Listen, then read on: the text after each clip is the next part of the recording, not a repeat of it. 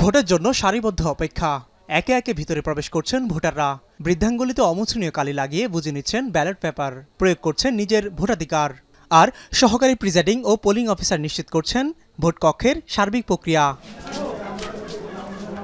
এটি জাতীয় সংসদ নির্বাচন নয়, বরং সংসদ নির্বাচনের আদলে নমুনা বা মক ভোটিংয়ের দৃশ্য। যদিও কমিশনের এমন আয়োজনে এসে অনেক বিষয়ে সংশয়ের মধ্যে পড়েছেন ভোটাররা।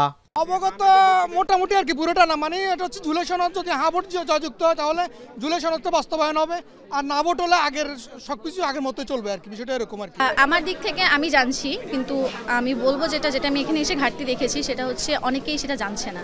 দুইটা ব্যালটে এখন ভোটারের আইডেন্টিফাই করতে আগের একই সময় লাগবে, কিন্তু ভোটার ব্যালটটা দুইটা ছিঁড়তে একটু টাইম লাগবে। ভোটারের ভোট দিয়ে ওটা ভাঁজ করে দিতে একটু সময় লাগতেছে, এটাই কাউন্ট করা হচ্ছে।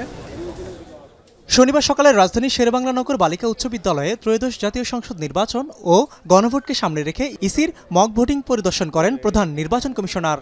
বলেন, নির্বাচনের আগেই গণভোটের বিষয়ে সচেতনতা বাড়াতে সরকার এবং ইসি ব্যাপকভাবে কার্যক্রম হাতে নিচ্ছে। সরকার এবং ইলেকশন কমিশন মিলে ব্যাপক প্রচারণা চালাবে এই গণভোট নিয়ে। গণভোটের যে বিষয়গুলো, এটা আমাদের একটা প্রচারণার বিশাল অংশ জুড়ে থাকবে।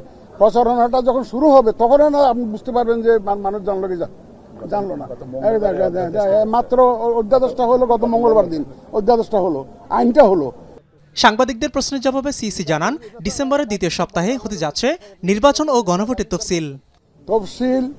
হোপফুলি আমরা যেটা আশা করছি দ্বিতীয় সপ্তাহে হবে ডিসেম্বরে, হোপফুলি। ডেটগুলো আপনারা তখন জানতে পারবেন তফসিল হলে। সকাল 8টা থেকে শুরু হওয়া ভোটের এই মহড়া চলে বেলা 12টা পর্যন্ত। নারী পুরুষ মিলে 500 ভোটারের মধ্যে 352 জন অংশ নেয়। শতকরা হিসেবে যার সংখ্যা 70% বেশি। প্রত্যেক ভোটারই দুটো করে ব্যালট পেয়েছে এবং দুটো ব্যালটেই তারা ভোট দিয়েছে। গণভোটটা আসলে এখনো পর্যন্ত আমাদের ওইভাবে প্রচার হয় না যে গণভোট কিভাবে দিবে, গণভোট কি। মক ভোটিং কার্যক্রম থেকে পরিকল্পনা গুছিয়ে নেওয়া এবং গণভোট নিয়ে উল্লেখযোগ্য ভোটারদের সমর্থন আদায়ের বিষয়ে আশাবাদী নির্বাচন কমিশন। মিয়া আমিরুল, এখন, ঢাকা।